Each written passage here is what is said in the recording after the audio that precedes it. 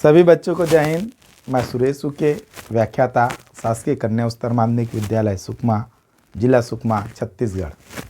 बच्चों, आज हम कक्षा 12वीं विषय भूगोल वार्षिक परीक्षा के संभावित प्रश्नों का अभ्यास करेंगे। भाग 8।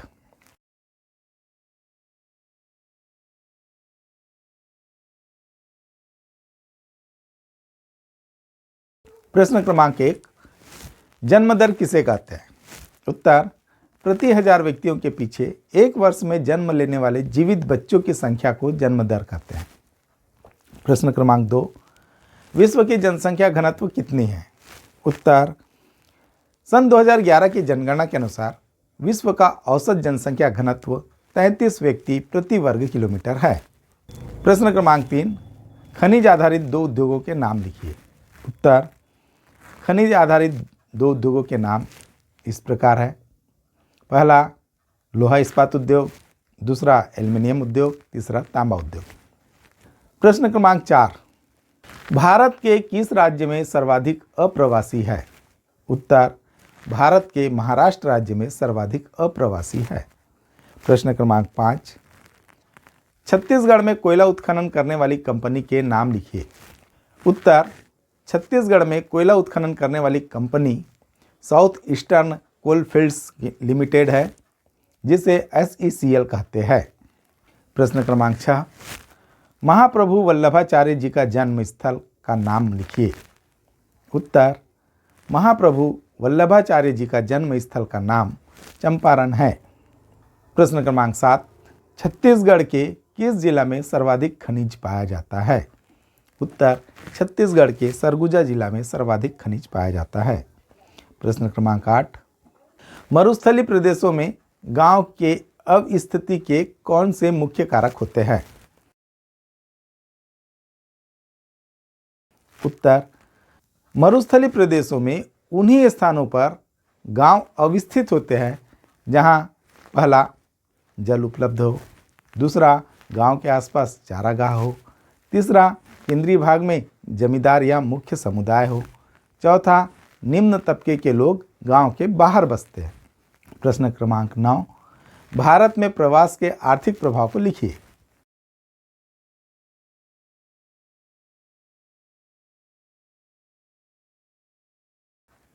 उत्तर, भारत में प्रवास के आर्थिक प्रभाव।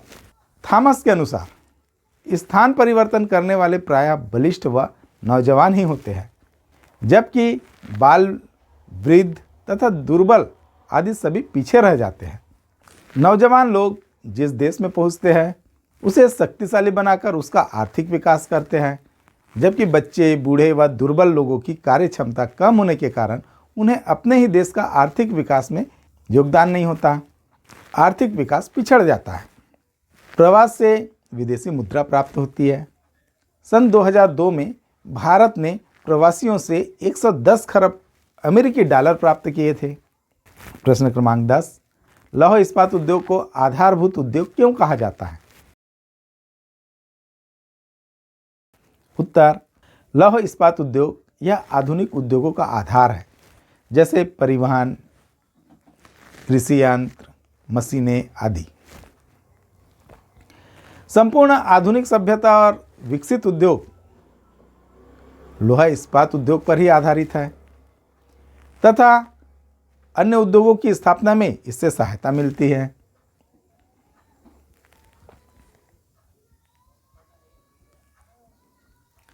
प्रश्न क्रमांक 11, ऋणात्मक भुगतान संतुलन का होना किसी देश के लिए क्यों हानिकारक होता है? उत्तर, विक्रय से अधिक क्रय होना ऋणात्मक भुगतान संतुलन की स्थिति है। इससे वित्तीय व्यवस्था कमजोर होकर देश के आर्थिक विकास पर प्रभाव पड़ता है। ऋणात्मक भुगतान देश के विकास की दृष्टि से हानिकारक माना जाता है। प्रश्न क्रमांक 12, जनसंख्या परिवर्तन के 3 घटक को लिखिए।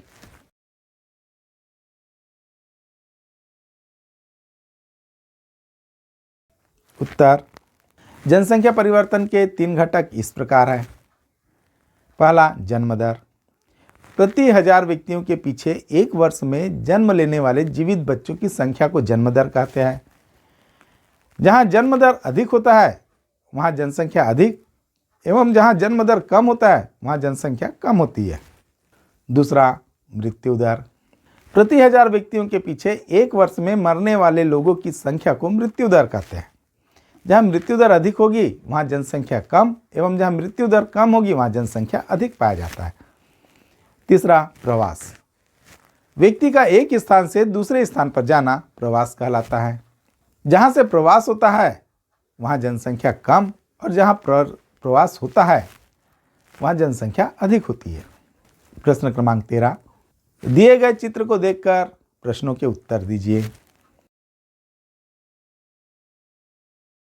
प्रश्न अ, इस ग्रामीण बस्ती के प्रतिरूप का नाम लिखिए। प्रश्न ब, इस प्रकार के ग्रामीण बस्ती का प्रतिरूप कहाँ पाया जाता है। प्रश्न स, इस प्रतिरूप की विशेषताएं लिखिए।